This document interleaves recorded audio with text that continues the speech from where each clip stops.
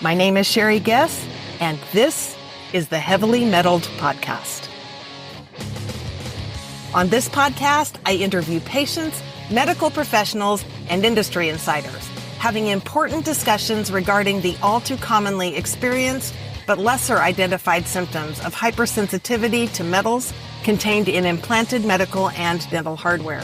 These metals often cause a variety of dysfunctional immune responses, chronic pain, and other syndromes that fly under the radar of most patients and physicians.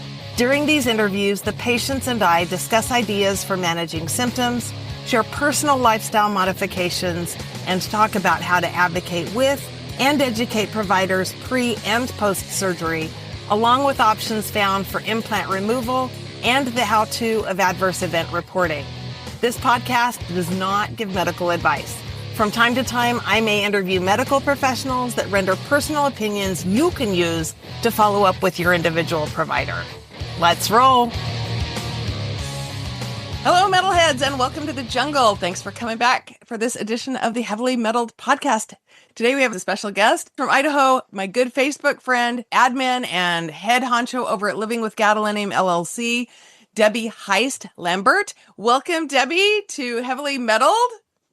Thank you, Sherry. It is so great to meet you. We've been Facebook friends for a while now. I share your link all the time to people. I'm like, you got to learn about this. You got to figure this out because metals are everywhere these days. I happen to have a niche for gadolinium, which is a toxic rare earth metal that we're injecting 30 to 50 million times annually, and it's retained in everyone. It's retained in your brain, your bones, your tissue, and your organs.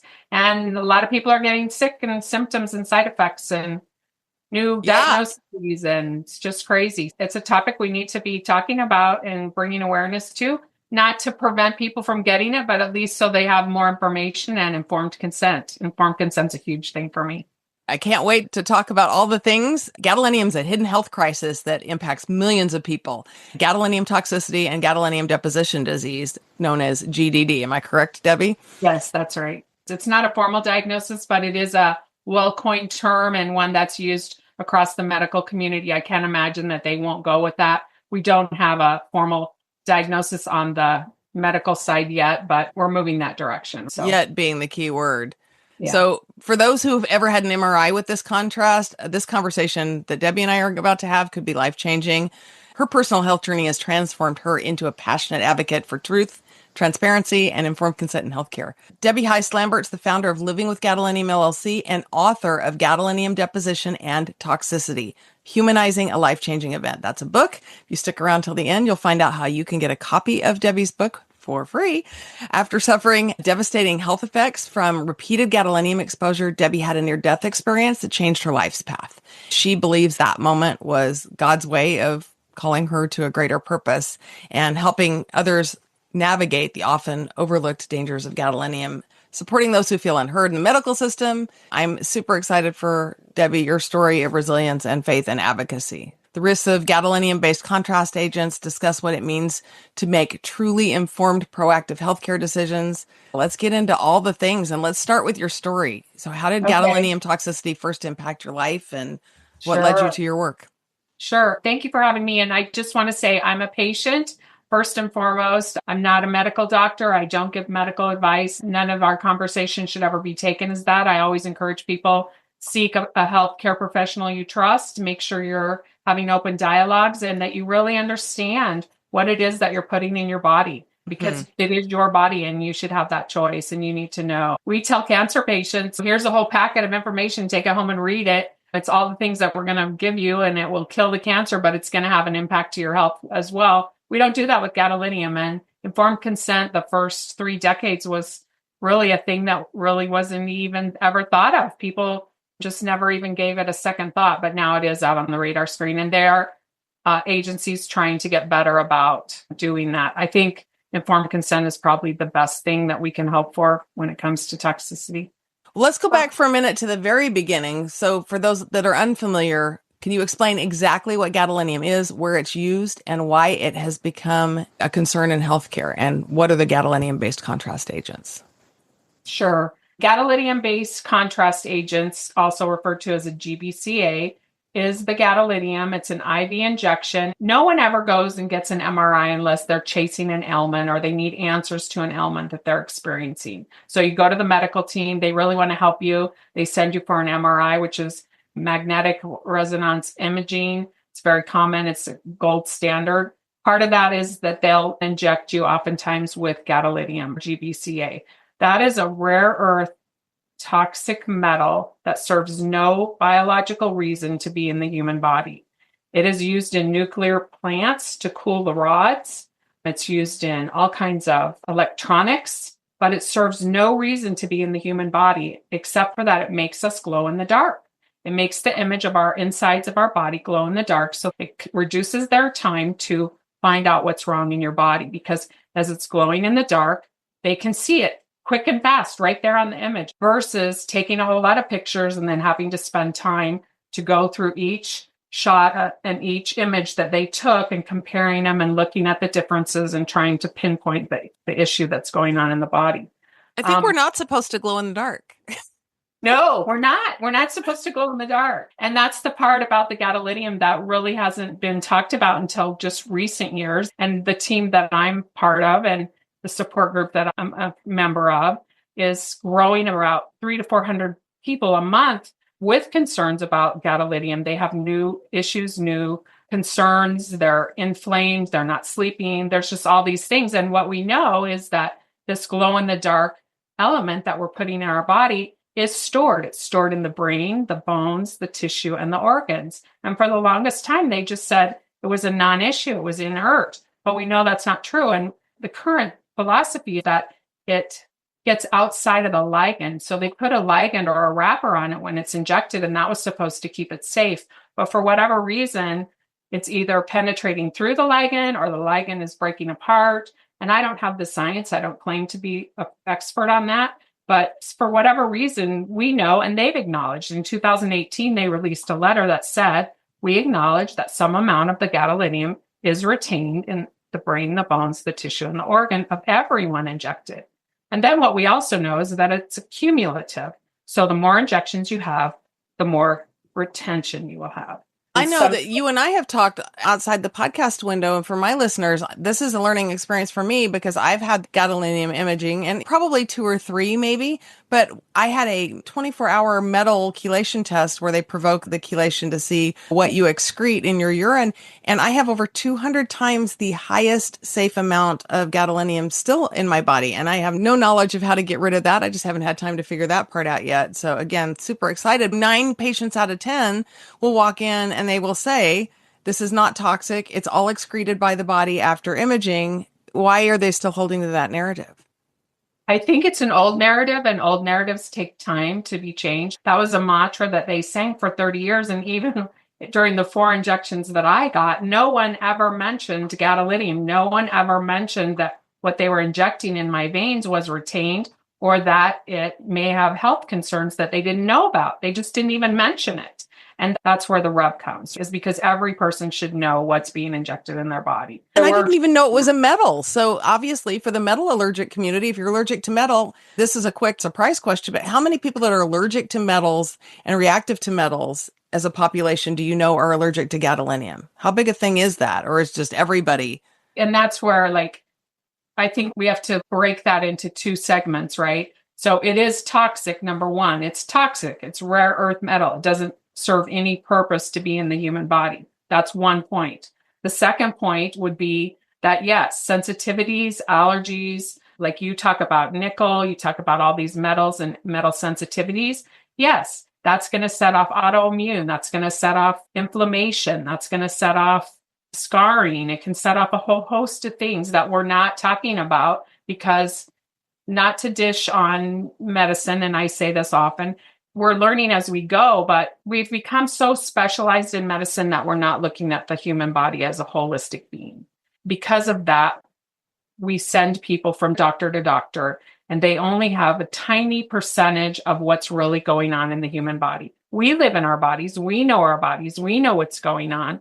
but we're not giving ourselves the empowerment and the encouragement to speak to that. And when you're in a doctor appointment for 10 minutes, they don't have time to do a deep dive. They don't know. Oh my goodness. One of my favorite practitioners that I literally sent somebody in to see her. I actually see a concierge doctor at this point because I get an hour every visit. How can you do anything in 10 minutes? But fortunately, we can do that, but the majority of the population can't afford to do that. So we're very fortunate to be able to do that, Sherry. Do you know how many patients the front office told me she saw that day?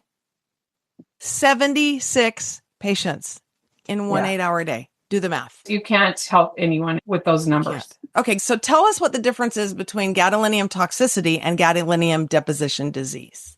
I think it's probably one and the same. It's going to be like an umbrella disease that then has things like there are people, Dr. Salmalka, who has put his whole second half of his career on just focusing on gadolinium toxicity and does chelation and has written more articles than any doctor I know about this. But there are some people who seem to store it or excrete it, and it's not a problem, right?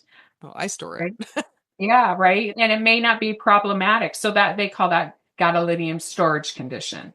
But then there are the people who are inflamed who it does cause problems for. It's not like you connect the dots. So going back, no one gets in an MRI machine unless they have an ailment that they're seeking help for. But a picture is only one part of it. Then you have to add the human side. And that's the part where gaps exist today for me and for the community is no one's listening to the patient. No one's hearing us talk about our symptoms. Bone pain, burning, tingling, prickling, aching, dermatology changes, tightness of skin, muscle fasciolations where your skin and your muscles are vibrating and twitching nonstop, neurocognitive symptoms, brain fog, memory loss, personality change, depression, anxiety, head pain, tightness, all those things, right? And that's just a short list. Then there's changes to people's visions and their eyes, and there's cardio changes. It affects every bodily system. And that's where, because of specialized medicine, you're sent to one doctor for one ailment and another doctor for another ailment. And they're never connecting the dots that the two are attached. The two do connect. Our body talks, every cell talks to every other cell. And so that's where corporate medicine is doing a disservice to us in a lot of ways, in the sense that we're not looking holistically. But to my story, I got my first injection of gadolinium because I had pancreatitis, and the pancreas is a little tiny organ hidden behind the gut, behind the stomach. And they're like, put me in the machine, inject me with this dye. They never mention it. I'm an inpatient, and the FDA warning currently says if you're an inpatient and the doctor doesn't deem it necessary to inform you and doesn't feel it's in your best interest, they don't have to tell you that they're going to inject you with this gadolinium toxic rare earth metal. So that's how I got my first injection. And then I went home and I was still sick and I was recuperating from pancreatitis and got that under control and was headed back to work. Went back to work and I'd lost all my memory. I couldn't find my way to work. I couldn't find my way home from work. I couldn't find my way to the dog park. Couldn't find my way to the grocery store. And I'm like, what is going on? Told my husband, I think I might have Alzheimer's. I'd had a friend who had been diagnosed with Alzheimer's. And I was like, I think I might have what Carol has. And I talked to Carol and she's go to my doctor and see. So I went and made an appointment, kept trying to work and do my job and come up with all these other things to function and not let anyone know that I was losing my mind. Then I went for the consultation for Alzheimer's and the guy said, you're too young for Alzheimer's, but let's do an MRI of your brain and see what's going on. And give you some more gadolinium. He gave me some more gadolinium, right? And then next thing you know, I have all these electrical shocks in my whole body. Every time the air conditioning or a fan comes on, my body, it feels like it's being electrocuted and I turn green and people are looking at me in business meetings. And I know something about electric sensations within the body. Yeah, EMF. So it's a big deal. We'll come back and tell people why that is if they don't already know. And it was a total of 4 injections. On the 4th injection, my body just went, we're done. We are so done. You are done. We're shutting down. And by that time, the pancreas doctor had declared victory that they had healed my pancreas. They put a stent in. They did all these things, injected me with another set of gadolinium to look at the stent and see how it was healing, take out the stent. That's when I got my NDE because they referred me to a pain management specialist and said, we don't think it's your pancreas and we don't know why you're in pain. And at that point, I did ask if it could be the contrast because I started to question everything. They're like, NDE, I'm interrupting you for NDE. People that don't know what that is, Debbie had a near-death experience. So that's what NDE is.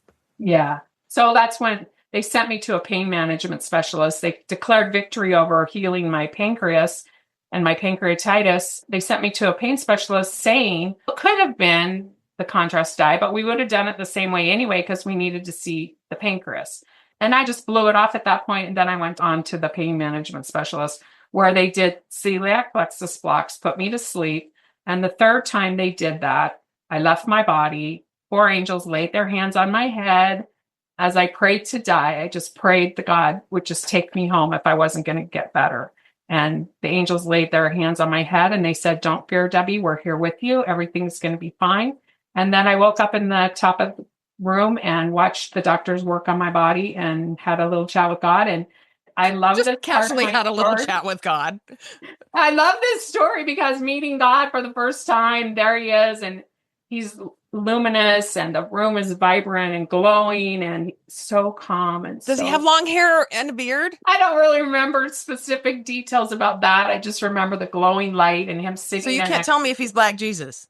I can't tell you if he's Black Jesus. I can't give you a facial thing. I can tell you that he had a robe on, and the room was lit and glowing and warm and inviting and filled with the amount of love I've never felt in my life.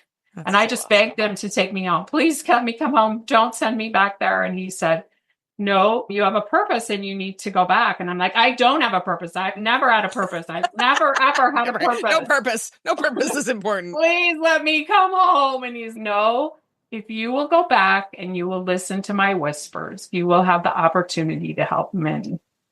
And then I'm talking to the doctors at the same time, and I'm yelling at the doctor, and I'm saying, "The needle's in the wrong place. Move the needle. Move it to the left now. You're hurting me." And they're talking back to me at the same time that I'm still sitting in the corner chatting with God. And later on, after the whole thing happened, I came back in my body. Here I am, and I'm in more pain than ever. In about 3 weeks, I never mentioned it to anyone. I never even said that to my husband, what had happened. About 3 weeks later, I decided, I have to figure this out. Did that really happen? Was that a dream? So I called the doctor's office and I said, "Can I speak to the nurse that was in the room?" And she got on the phone. I said, "I have the weirdest question to ask you, but did this happen?" And she said, "Verbatim, that's exactly what you said to us about moving the needle, that you're hurting me, blah, blah, blah." And for me, that was just confirmation that the NDE was real. And had you flatlined? Or what? No, I never flatlined at all. No, I just had left my body and come back. Okay, and now that's a new one on me, but wow. Okay. Yeah, no, I never flatlined. And I did wake up and I was back in my body. And I remember them saying, "Okay, we're done. Can you walk for us?" And they walked me into the other room where they always gave us something to drink and a cookie before they sent us. I could see why you'd question that. I've studied a lot of near-death experiences, and most people have flatlined or like officially died.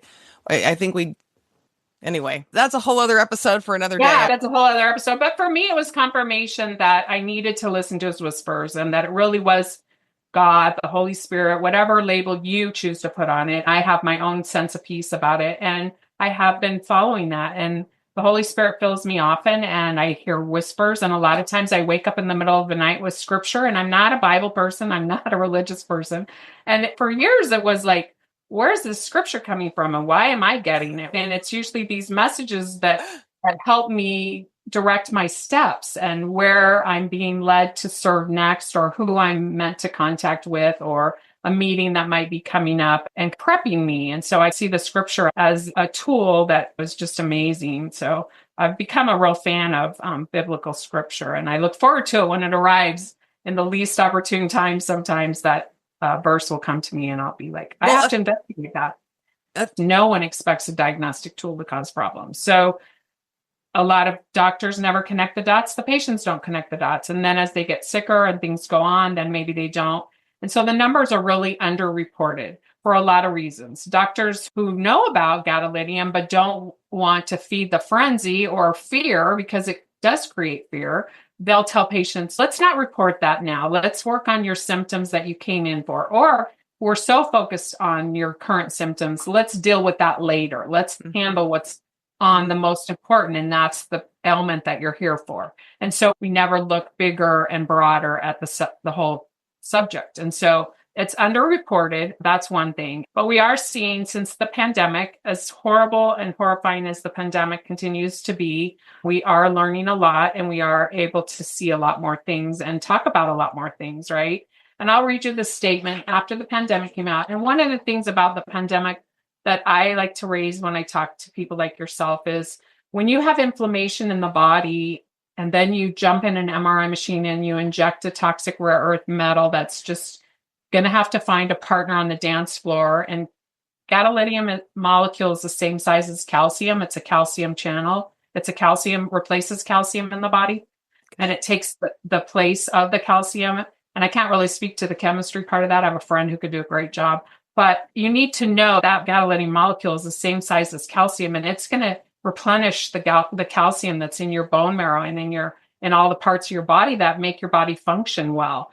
Getting in an MRI machine and injecting that may just make things worse, right? And those are the conversations that patients need to have with their doctors, but those aren't the conversations we're having. And a lot of doctors aren't fully educated on gadolinium and they may not have the answers. So that doesn't mean that we don't keep asking the questions or download the medication guide and read the side effects and the symptoms and what it is and how it is. But those are reasons why it's underreported. I would encourage anyone to really think, if I do this and I inject this toxic rare earth metal, am I willing to deal with the whole new list of side effects and symptoms that may happen versus the ailment that I'm dealing with today? So you talked about some of the symptoms. How soon after exposure do the symptoms typically appear? I think for some people it's immediate. For other people, it can be years. We had a guy come in, and it used to be that gadolinium was first only thought to impact patients who had compromised kidneys. And that was a mantra that they used for years. And there's a disease that's recognized called NSF. And the medical community has stopped talking about it. They're not even tracking the NSF cases, even though in our community we see people who test and you have to have a biopsy. It's invasive and tracking it down is not always easy, but NSF still does exist, but really that name doesn't fit what's really going on. We're really talking about fibrosis, and what we know now through Dr. Brent Wagner's research at the University of New Mexico is gadolinium fibrosis exists, and you can have good kidneys or bad kidneys. It doesn't really matter. And sadly, even in MRI guidelines, they've stopped testing kidney function, stating that they don't need to test kidney function anymore unless it's certain situations.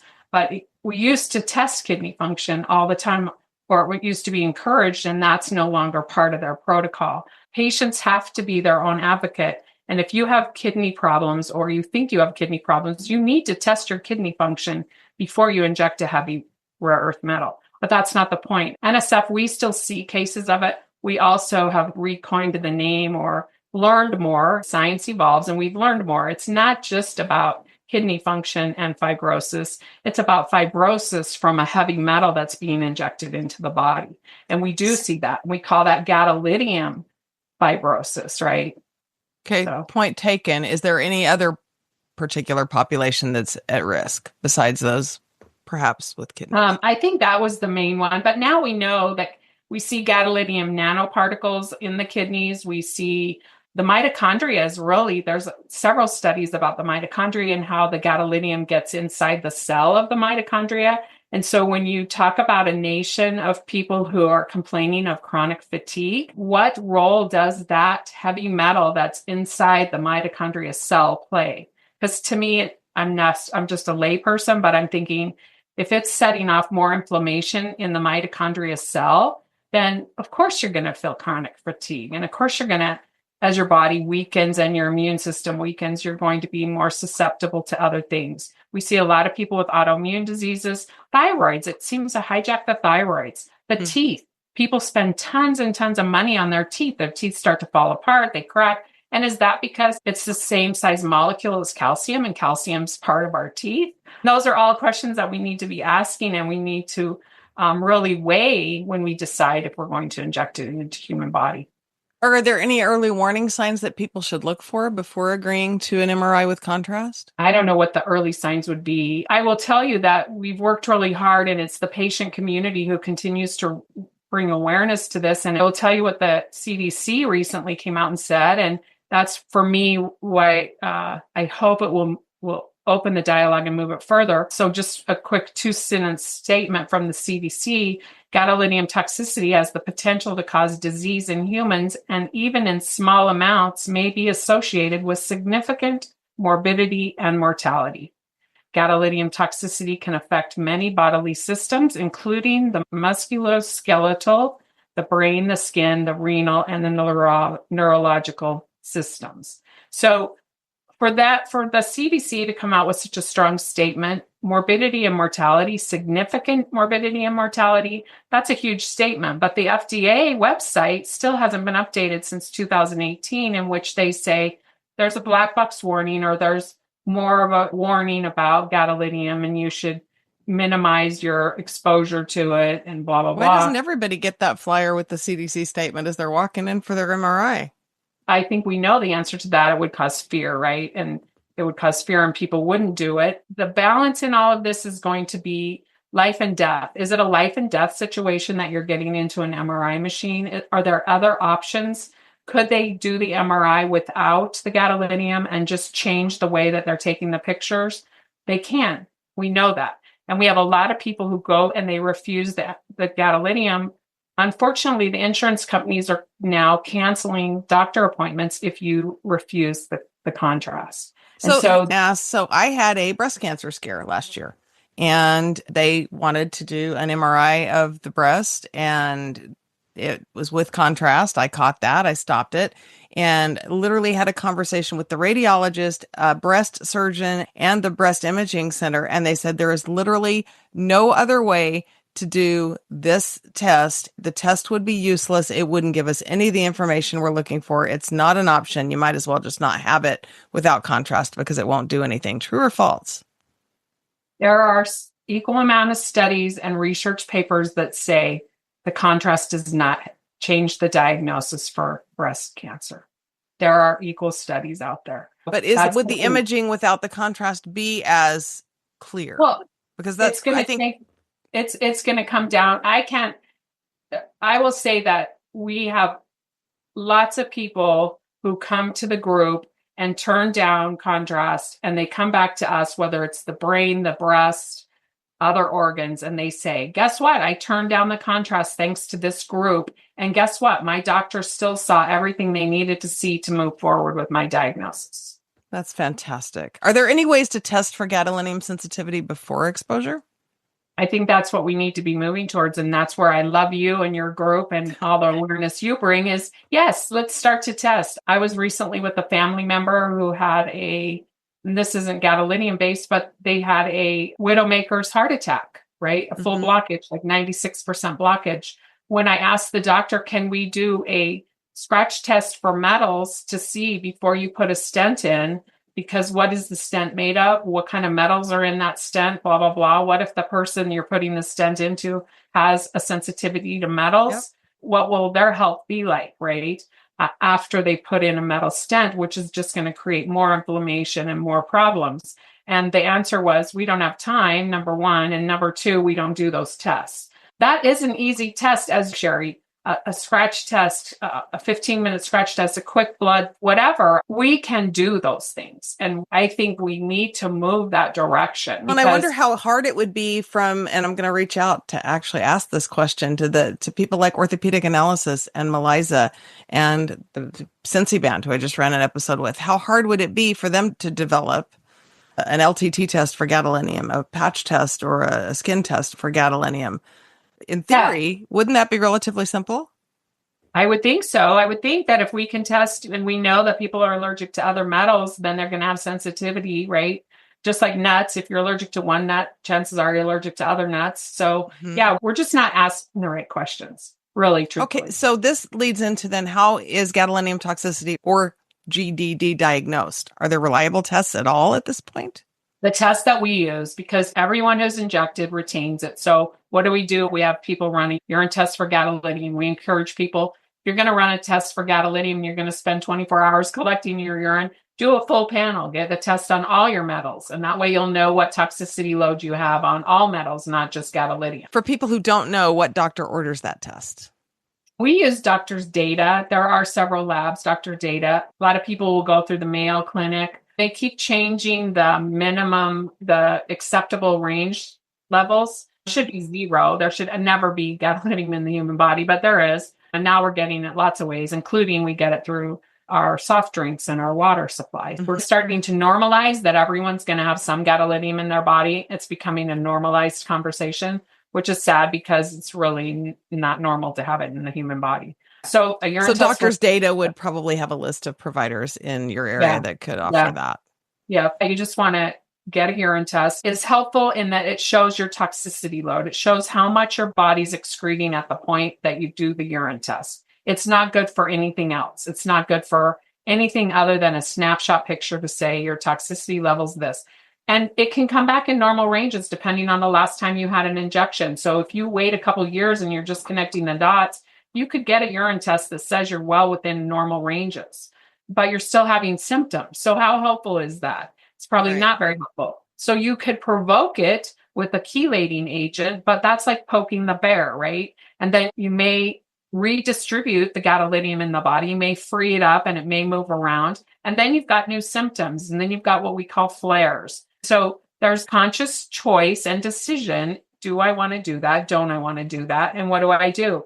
But until we change the dialogue and until doctors are willing to talk about gadolinium as a potential contributor to health and wellness, we're in a stuck loop.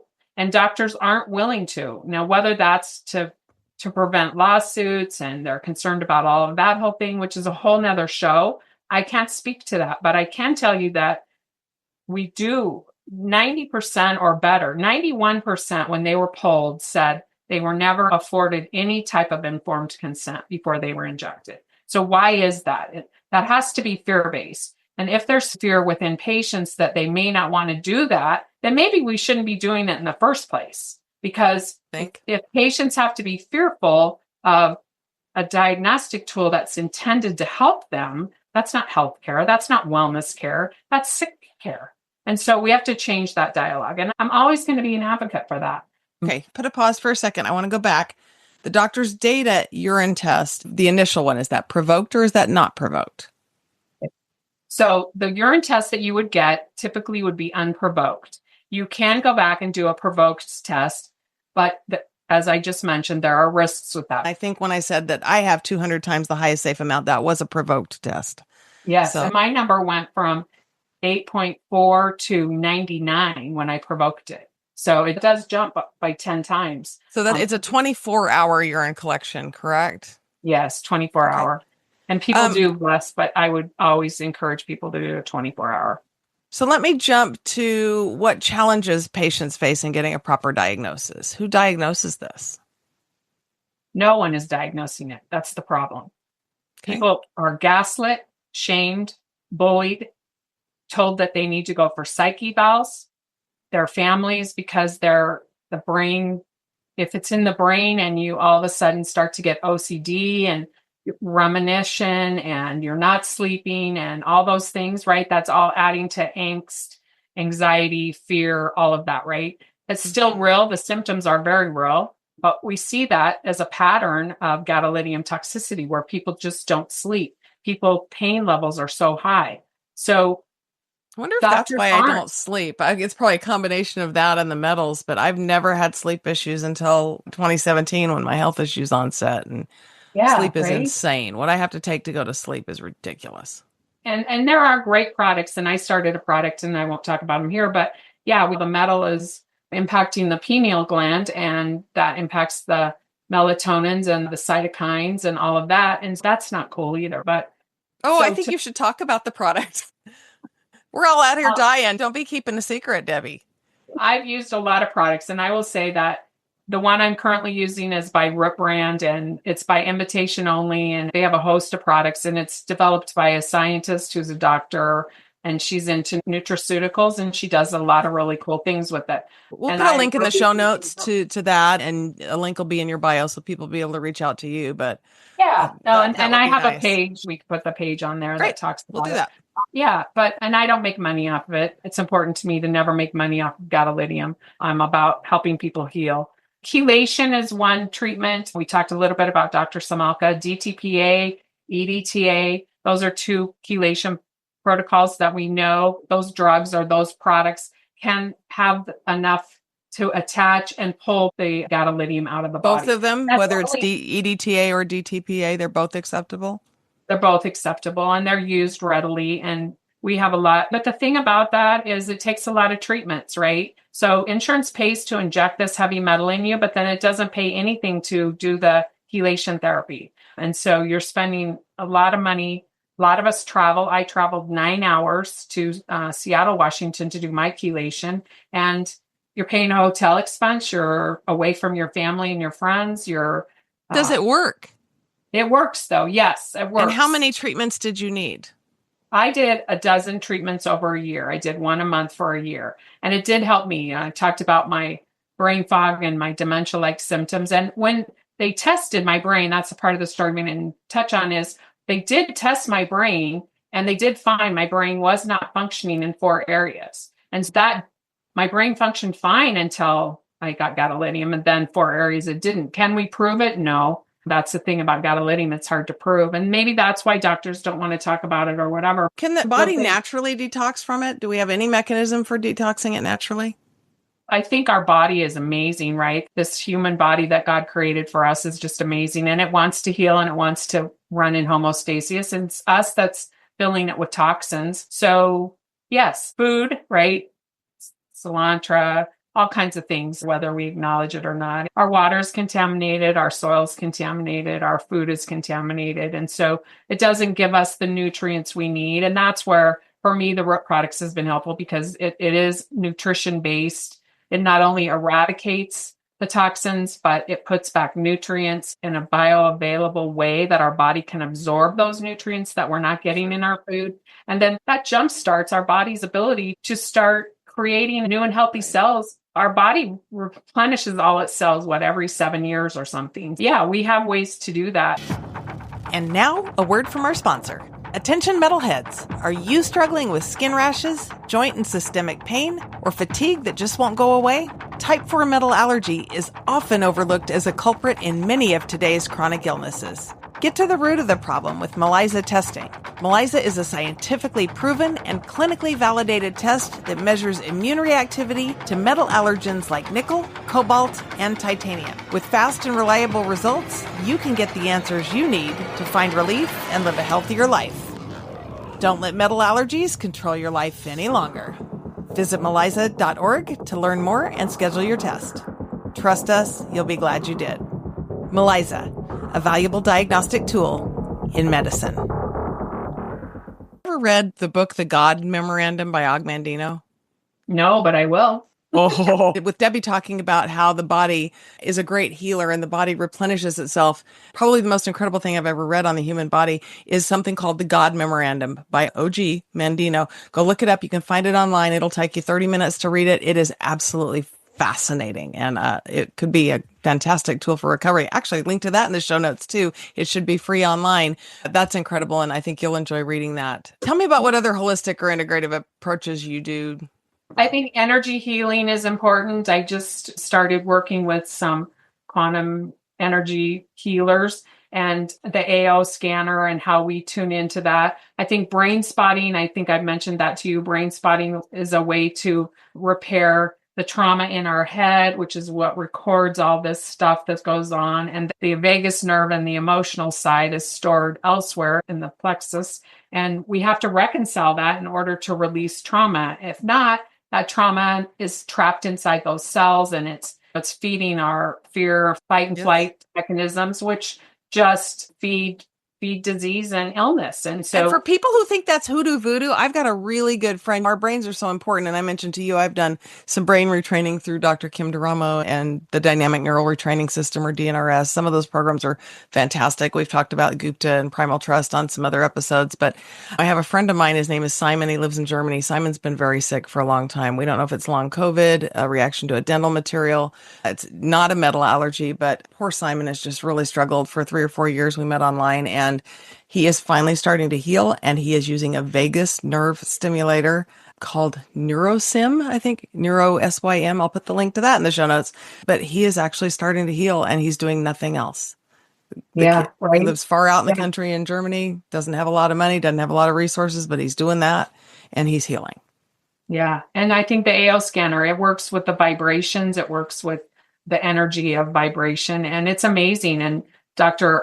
Becky Coots has a university. She's training new people all the time on those tools. Is it And there are magnetic? lots of people. I don't think it's magnetic. No, it's more vibrations and sounds and those kind of things. And I'm brand new into it, but it's called AO scan. And Becky, Because I can't do the magnetic things because of, you told me we should come to this, the galvanism, which is different metals in the body carry different positive and negative charges, and they can create electrical currents within the body to a greater or lesser degree. And that's what makes us EMF sensitive to x-rays, MRIs. Used to be, I'd get off a plane and my muscles would twitch and I'd literally feel like I was plugged into a light socket forever. Same thing with an Apple Watch until the minute I took it yes. off and all those symptoms went away. So I've known some great therapy, some pulse electromagnetic field, some PEMF therapies, and some other therapies that are fantastic therapies, and I can't tolerate them because of the metals playing off themselves and And dancing around in I my think body. that's a good, people used to tout it as conspiracy and everything, but now we know it's real. And there's so much documentation that talks to it.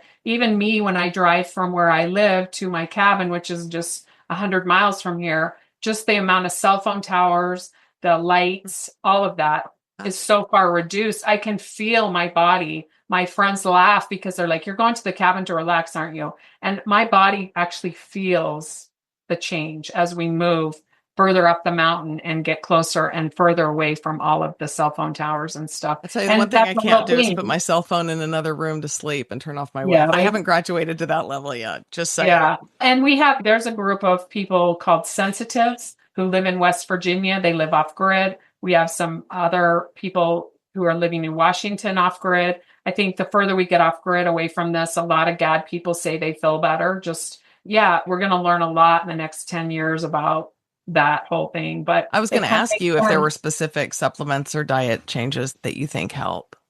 I think, yeah, anything we can do to shield from magnetic fields. And there's lots of ways to insulate your homes, and the lighting in your houses and all of that plays a role. It's new and it's things that we're learning together. Your cell phone's definitely a problem. I'm That's going to been die from proven. my cell phone. I'll be the first on record. She died I from know. cell phone I write a exposure. lot of blogs right on my cell phone. I can crank out 500 words in no time flat. We're living in a toxic world. I don't think that we're going to get away from toxins anytime soon, but I think the more education we have and whatever, and to inject a toxic rare earth metal that then has, whether proven or not, has an impact to EMF, at least you would know why you have that sensitivity. And then sometimes just connecting the dots is enough for people to go, okay, I can ignore that and I can keep going, or I can change my thought process, or I can change my diet. And yes, diet's important. Getting your gut healthy so that your body can absorb the nutrients it needs to replace the healthy cells. That's probably the key in all of this. Can we eliminate the gadolinium? No. There are studies there that say it takes over 100 years to get the gadolinium out of the body. So chelating, it's one way to get it out. And yes, people feel better. And we see people feel better. And then for whatever reason, it's like an onion where you peel the onion and the layers of the onion. And as you Sure. take out the toxicity, you feel better. And then you go along for a while, 6 months. We have some people who have given testimonies and done podcasts where they felt great for 6 months. And then boom, it came back with a vengeance. So is that the gadolinium that was trapped inside a mitochondria cell or trapped inside the bone marrow, and it frees itself up for some reason, and now it's free again and it's moving around and symptoms come back? We don't know. Those are things that are hard to prove. The medical Right. community is not ready to deal with it. It's Right. overwhelming to them. So rather than talk about it, they just don't talk about it. And sadly, what I will say, and I say this in every podcast, putting someone in a mental hospital for their protection because they're in pain and they just want it to end is not helpful. Our mental hospitals are not equipped to deal with heavy metal toxicity, whether it's gadolinium, aluminum, arsenic, lead, whatever. People Mm-hmm. get very sick from all these heavy metals. Mm-hmm. Putting them in a mental hospital may protect them from committing suicide. but putting them on a lot of new drugs is only going to add to their burden, to their body burden of synthetics, of man-made chemicals that may not be the most helpful to any of us to get well again. I appreciate that people want to protect their loved ones, and we see it in our group. People check themselves in, their families check them in. That's great, but I don't know how that's going to help them in the long run until we deal with how do we deal with heavy metal toxicity. So let me ask you what your take is on saunas, binders, and other detox strategies. So great. Yeah, we have lots of people who do infrared sauna. There's a couple of really good people. We can put those in the show notes. Dan Root is one of my favorites. He runs a group, Niacin Detox. His dad was a doctor and started that infrared niacin detox. And Dan took what his daddy created and evolved, and then he just evolved it more. And he has his own death experience in which got him involved in healthcare. But yeah, that's a great protocol. Gosh, one might think that God's up there directing all of us people out there screaming to the medical establishments. Yeah, and do it naturally. And I have my big thing, and people laugh at me and we make jokes about it, but I'm like, nature and synthetics and heavy metals and toxins out. You can make those decisions as you read labels and do different things, right? Our food products. I mean, I'm so excited for the new administration, and I don't care what political party you're on. It's not about that. This is a humanitarian global effort. It's not a political conversation. So we've just got to do a better job. Sure. And I appreciate that we talked about gadolinium. I know you talk about galvanism. I do want to say that if you're looking to chelate, you need to know what other metals are in your body. Do you have clips? Do you have staples? Do you have plates? Do you have all that? Fillings is a problem sometimes. Mine all just fell apart, and I spent like $17,000 on dental after I got gadolinium. Yeah, but I don't do well with chelation, so I was going to ask you, like, what does somebody like me do who doesn't chelate? That really takes me down. Yes, and that's my point. Is I want to serve a warning. If you have other metals, one of the things that Sherry shared when I first found her on Facebook was like, all these plates and metal staples and all these things, you can't chelate those out of the body. Those are physical things that are in your body, and those are metals. And if you're putting a chelator in there, chances are the chelator is just going to try and go grab those, but it's not going to grab a staple or a metal clip and get it out of your body. So it's going to probably aggravate things and cause flares and make things worse. And so that's where it really behooves us to know what's in our body. So it sounds like in the case of anybody with any implants at all, pregnant pause on chelation, because it would be one thing to just, I'm rationalizing in my head here, it would be one thing to just pull the metals out of the blood and out of the organs. But if you're trying to pull the metals from the implants, then wouldn't it go to the implant, hypothetically, pull the metals and then bring those metals through the system? And then how much is going to stay bound? And is it going to degrade the implant?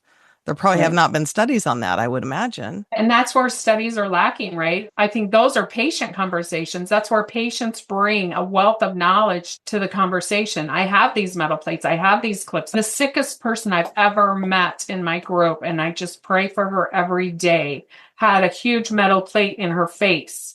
And she was doing chelation. She was doing DTPA chelation for gadolinium. And I'm like, she was just getting sicker and sicker, and she just couldn't figure it out. Here I am, a layperson. I'm just a patient talking to another patient. And I'm like, do you have any other metal in your body? And she's like, yeah, I have a big metal plate in my face. And I'm like, oh my gosh, stop, immediately stop chelating. You're not serving your body, but you can still use supplements in a holistic perspective, not a supplement. Don't go down that supplement train of buying a supplement to fix one thing or another, because that also puts the body in deprivation in other areas. When you're just supplementing with one or two supplements, there's all these other nutrients that are taking hits, and then you get another imbalance. And really, detox, we're going to need a whole other episode on what's worked for me in the past, and I don't do it regularly. Right now, I should. I actually own an infrared sauna. I'll put the link to the company in the show notes. It's Vital Health Saunas, but I actually own an infrared sauna. It's got near, far, and mid infrared. So that has been helpful for me. From time to time, I have taken a bentonite clay. Now, I did hear that was high in metals, so I need to look further into that because that had happened earlier in the journey. What other detox strategies could somebody like me with a lot of implants use? I think HBOT, learning to breathe, learning the HBOT's getting more oxygen in the cells, and it's funny you just bring that up. I think that's helpful. And by HBOT, you mean hyperbaric oxygen therapy. It will detox you. And our skin is our biggest detoxer, right? It's the largest external facing organ we have. And so we even measure gadolinium in sweat. We have a doctor who's been measuring sweat. She does infrared. She does HBOT. She also has Lyme. She has a lot of other comorbidities. That's the thing about this is gadolinium just adds to the comorbidity list, right? Sure. But yeah, HBOT, infrared sauna we talked about, supplements, but do supplements as a holistic thing. Make sure you know where they're sourced, make sure you know what's in them, make sure they're not adding. Well, I know so many with a nickel allergy, myself included, as I'm facing a lot of this toward me. I can't take a lot of supplements. They're plant-based and it's like a nickel bomb. I can't take the supplement. I would be that person that takes 50 supplements. I can't take them. I'm allergic to this ingredient or that ingredient, or it's a nickel bomb because it's green this, green that, coconut this, coconut that. Can't happen. And even let's talk oxalates for a minute. Oxalates, like a new term that's just being thrown around, and I'm learning about it. But salicylates and leptins, right? And oh my gosh. And you can go down all these rabbit holes, and they all serve a value. But back to we're holistic beings, and so anytime we're focused just on one area or one specific thing, we're probably not doing the whole body the best that we could do for it. So, have you ever seen the meme that has the plate of ice and it says, I'm on this gluten-free, dairy-free, whatever, everything free diet. And here's what I had for dinner. Yeah. And now you have to worry that there's heavy metals in the water, right? We're tracking that. There are studies that showed they did a study, and I know I go back to gadolinium, but it's not just gadolinium, it's aluminum and all those others.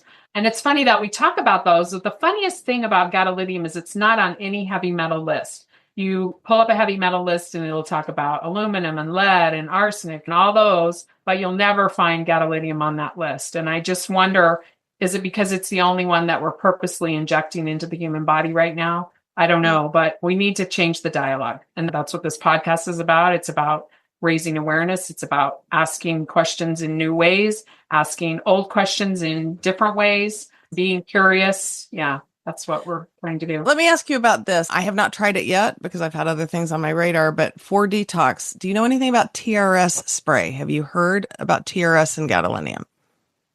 No, I don't know anything about TRS, and I'll tell you so you can go look it up. It's a nanozeolite. I do know zeolite. But there's a group on Facebook that I've stalked forever. There's 200,000 people in it. It is an MLM, which I'm always leery of, but this group is different. I've watched them for years. It's called TRS Spray, a safe heavy metal alternative. I think that's the name of the Facebook group. Go on that and lurk. It seems to be fairly well tolerated. It's a nanozeolite. Go read up on it. I'll save you the things, but I've literally watched miracle story after miracle story. And these aren't people that are selling it. These are just consumers taking it, particularly in the autistic community, nonverbal kids becoming verbal on the regular. And I have TRS in my cabinet. They do say it binds to and pulls metals. So I've got that in my bag as something I need to do. I need to work harder on detox. And like I said, it will be an episode. It's just not there yet. And I think zeolites, let's talk about zeolites for a second. Zeolite is an umbrella term because if you break down the zeolite, it breaks down into different components. And there are components, part of it is silica, and that's from volcanoes and all those things that happen naturally in our Earth's surface millions of years ago, perhaps. But zeolites, I see that as an umbrella term, and it gets a good and a bad scoring. And depending on who you're talking to, they'll all have different versions of it. But there is a part of the zeolite that is being used for chelating and eradicating heavy metals such as gadolinium. And it is serving people well. Also, our government, and there's a lab working on a solution for heavy metals called HOPO. I don't know if you've heard of HOPO. It's just now in the human trial stages. But we have gadolinium people who are using HOPO. It's unreleased, but they're part of the early testing and all of that. And they're seeing huge results, and they're seeing positive results. So we have that to look forward to, right? That'll be great. The zeolites and I can't say the word, or I would. That's partly a brain fog thing. But there are products that have used parts of the zeolite product to grab heavy metals. And every binder has its own strengths, right? And so that's the key, or the challenge, or what makes it work or not work, is if a binder can grab the metal and pull it all the way out, that's great. if the binder grabs it and then releases it somewhere in the system before it fully excretes it, that's where you see redistribution and more problems, right? It's not a DIY. Detoxing, chelation, those are not DIY projects for the average layperson. You need to be working with experts. You need to be doing research and asking those questions, because every binder is going to have pros and cons, and it might work for aluminum. It might not work for gadolinium. It might work for lead. It might not work for gadolinium. It might work for gadolinium, and it might redistribute lead. So those are things, but we do know that there are new things coming. So good. Okay. Let's talk about informed consent and medical advocacy. Are we excited about that? Yes. Many of us trust our doctors, and we both agree that informed consent is a key thing. How can patients advocate for themselves, and what do they do when they're told they need a contrast MRI? I think a lot of the facilities are moving to a little place on the form that says we're going to inject a dye or we're going to inject gadolinium. Very few symptoms and really no big deal, blah, blah, blah. And you have to sign it, right? You have to give consent. But that's really not true informed consent. If you want true informed consent, go out to the FDA website and download the medication guides. And I know they're making changes to the medication guides to make them more easily accessible and readable for the layperson. But that's where you're going to find a list of all that. And people don't want to do that. We're all so busy and we don't want to take time out. We just want to keep going, and we'll do anything quick fix. Just keep me going, keep me going. I have a vacation coming up. I have a work conference. I'm scheduled to travel. My kids got soccer tomorrow. I can't have any downtime. The best way to prevent downtime is do the pre-work, work on wellness, not sick care. So yeah, informed consent, we're working as a team, the gadolinium community, we're really working to change that dialogue for this particular drug, but it's important for all drugs. I don't mean to poke the bear, but SSRIs, I was reading some of those medication guides, and it's interesting to me that the word suicide is mentioned 7 times on the very first page of those documents. Jeez. Why is that? So yeah, informed consent's a big deal, and we're so busy living life that we don't want to take care of ourselves, but prevention is definitely. And gone are the days where we can trust a doctor to tell us exactly how it's going to be, because they just don't have the time to know anymore. There's so much information on the interwebs that. Yeah. And to the medical community, kudos to you. You're like overworked, understaffed, and we as patients have to do our part. We have to ask ourselves, what have I done to make sure that I'm doing everything I can to prevent things? We have to take ownership as patients and part of the community, and stop running to the doctor for every little thing. I went to the ER for the first time in 5 years, only because my family thought I was having a stroke and a heart attack after high blood pressure levels for 3 weeks straight, well over the hundreds and hundreds on the top and bottom numbers. And they're like, we don't want you to be a stroke victim. Please go. 3 doctors talked me into going. I sat in the waiting room for hours. I was at the ER for 6 hours, and it felt like I was in another foreign country. It was terrible. And I think God just opened my eyes to how bad this really is, that we have so many sick people sitting in the waiting room for 6 hours at a time, shivering. My husband went around and gathered heated blankets from the nurses to help patients warm up. Why are you in the ER? What makes you go to the ER? ER is for triage. If you have a broken bone or you're having a heart attack, you bet. If you have the flu-like symptoms, what are they really going to do for flu-like symptoms? We all know, hydrate. Yeah, they are not there to problem solve with you. They are there to keep you from dying. And if you're not dying, you're going home. You're going home. Yes, that's right. Yeah. And we need to take an active role. But to informed consent, yeah, we have to change that. We have to make it easy so people right there, here's what this is, like the CDC statement. And then you have to decide for yourself.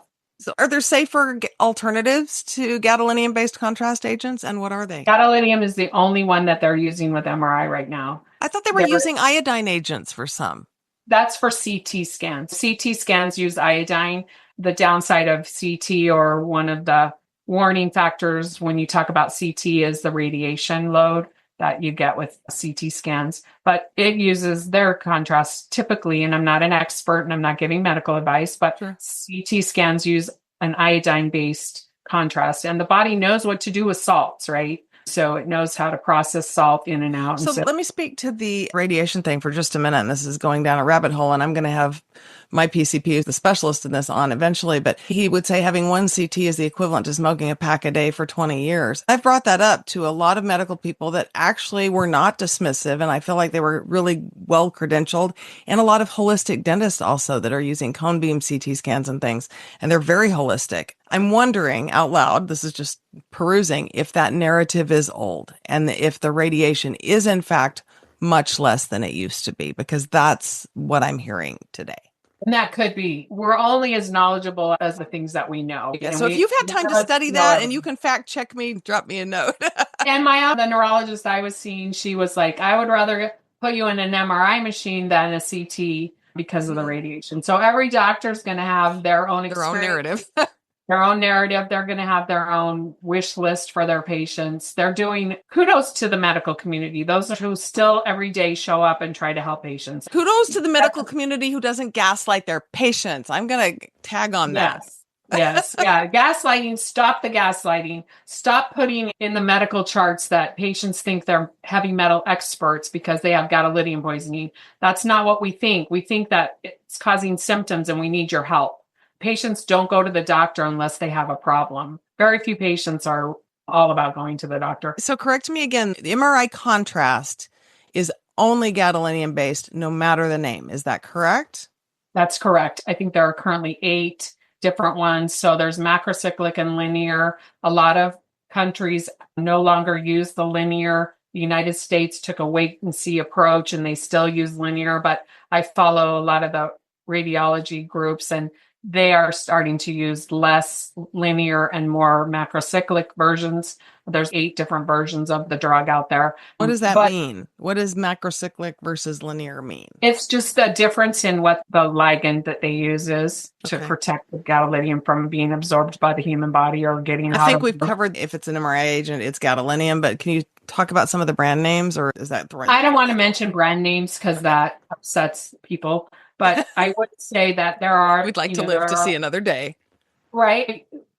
I will quote what someone who teaches MRI safety says. Gadolinium is gadolinium is gadolinium. Which one do you want? Macrocyclic or linear? It's still gadolinium at the end of the day. My own family member went for an MRI and knew my story and still got gadolinium, right? And he said, don't worry. It's the new version of gadolinium. It's safe. Marketing is a very powerful tool. And whether you're marketing to the doctors who are then giving it to the patients or you're marketing it to the patients, marketing is powerful. Let's back it up. Let's go back to basics. Gadolinium is gadolinium. What advice do you have for somebody who suspects they've been harmed by gadolinium? I would join a support group. We don't have the answers. We will share solutions that we've talked about in this podcast. There are lots of them that will help you feel better. Don't look for a magic bullet to eliminate the gadolinium. That's not going to happen. Look for ways to feel better. Know that your new symptoms may or may not be related to gadolinium, and doctors may never connect the dots and even acknowledge that they could be linked. Something's different. Something set off new symptoms and worsening symptoms. And I wouldn't continue to chase things. I would work on feeling better, creating the best version of yourself through getting healthy, right? So one thing when we're talking about new symptoms, new and worsening symptoms, I want people to recognize that some of the main things that we see in the group is thyroid dysregulation, mast cell activation syndrome, and that's really a histamine response in the body. It causes anaphylaxis-like symptoms. It can cause anything from rashes, all kinds of things. Mast cells are a really big thing, and we're starting to see more and more of that as toxicity builds. And gadolinium sets that off. That's a one that we see in the group a lot. So I see a lot of MCAS, POTS. Yes, POTS. And then the Lyme and co-infections, the chronic infections that come when the immune system's compromised. It's a whole symptom picture. And the EDS. You and I are like throwing these terms out that people watching the podcast may have never heard, or they have those diagnoses and they're like, oh, wait, holy heck. And they start to connect more dots and they understand how the whole body system works together. But MCAS is a big one. People take histamines for that. I would say look for ways to naturalize and balance your body from a histamine response naturally. There are ways to do that. And small fiber neuropathy, that's a test that they take a punch on your ankle and it shows small fiber neuropathy. Neuropathy is a big thing, just a lot. And I think be aware, know that as you get new symptoms, as you get diagnoses, ask the more difficult questions. Ask how the dots connect. For sure. And I think that if this podcast does anything for you as a patient that's listening to it, maybe it's just going to create new curiosity about your own health. Amen to that. So let's talk about awareness and how we can raise it and some resources we can bring to the table. You've got this great page where people can go to learn more about gadolinium toxicity. Tell us about your website. Talk to me about your book and the other resources you've created. This is the book, Gadolinium Deposition and Toxicity, Humanizing a Life-Changing Event. It's my story. It's also the story of 24 other patients who have shared publicly and just want people to know and to help raise awareness. We're going to give away a free copy, I understand. So today, I don't know how you want to do that, but let's give away a free copy and I'll mail it out to people. I'll sign it and we'll get it out to somebody and get it in their hands. We do have the gadolinium support group, the largest group, I think is continuing to grow. We want to encourage people to join a support group. It's MRI, gadolinium contrast safety, side effects, and research. That's a mouthful, and we'll put it in the show notes. MRI, gadolinium contrast safety, side effects, and research. And it's just a landing page. It's a page with 10,600 members, growing 300 to 400 a month. We're not there to provide solutions. You're going to have to work with your own body and your own calling on how you want to heal from this, but we can give you lots of links and references and places to start your journey on how to heal. And it's a place where people don't feel alone, because so many times you feel alone or you've been gaslit. It's a community that's very loving and kind. Also, Living with Gadolinium LLC is a Facebook page. Livingwithgadolinium.com is a website, and it talks about the book and gives you links to resources. We have a whole page of resources on how to eradicate toxins.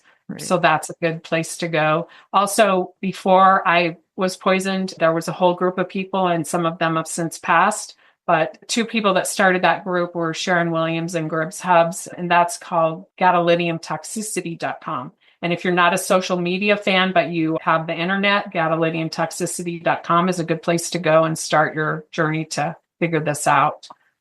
So those are some resources. And yeah, everyone is welcome to the table. We, in our support group, we have all kinds of people. We have radiology techs.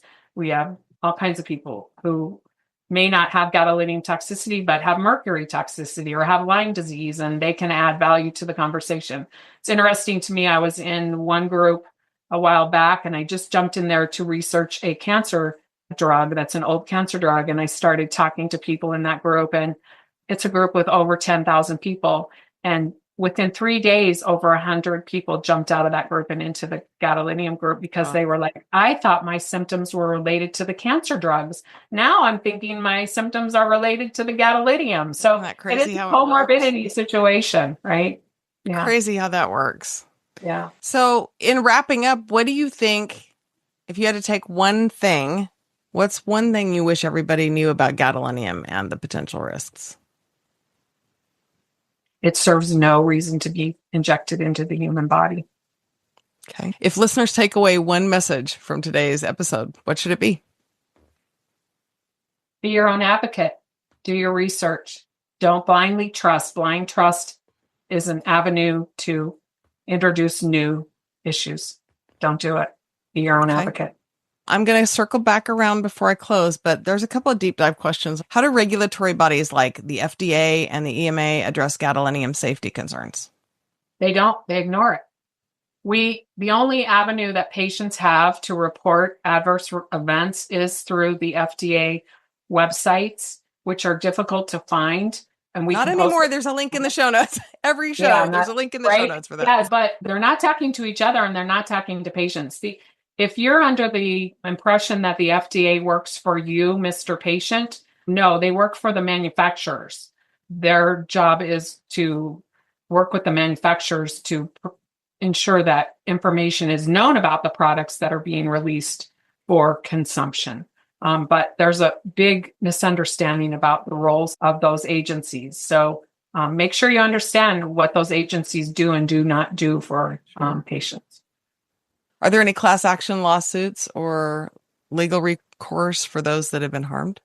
There have been lots of lawsuits. I'm not a fan of lawsuits. I think it drives the wrong behavior. I understand it's sometimes the only way to get people's attention when there's a problem, but we have not had a lot of success with lawsuits. Hopefully that will change. I don't think we're asking the right questions. I don't think we're providing the right details. I'm all about involving the patients and the patients being the advocates and the stories changing the dialogue. Mm-hmm. There are millions of people in thousands of social media support groups. They can't all be wrong. They can't all be wrong. True statement, that. Yeah. What's your perspective on the future of medical imaging and safer alternatives? I think imaging is progressing, and I'm not against imaging. I'm not against medical community. My stories change. My dialogues changed as I get more educated and stuff. And I do think everyone deserves a seat at the table. I'd like to see more naturopathic and holistic medicine doctors have a seat at the table and be part of the conversation and the dialogue. I think everyone deserves a seat at the table.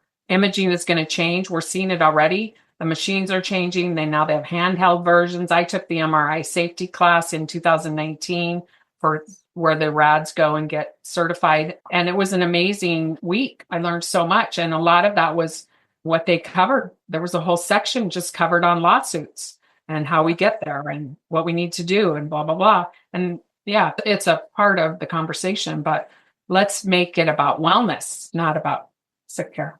Got it. How can we balance the benefits of contrast MRIs with potential risks? That's a hard one for me because it's your body and you get to decide what you put inside of it. I don't have a good answer. I don't. Fair enough. So I guess we are at the point where we can close. I want to thank you again for joining us and sharing your knowledge. The conversation's been really important. Why don't you tell everybody where they can find you online and how they can support you in your work?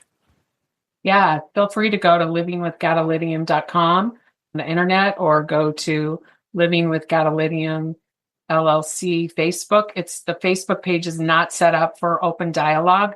I would encourage you rather to go to the support group where we can have an open dialogue. And I'm just one admin of that group. There's a huge group of admins, whether they were poisoned patients or they have a family member that was poisoned and they just wanted to stand up and be part of the conversation and help the dialogue. So it's a huge group and it's a lot of helpful people.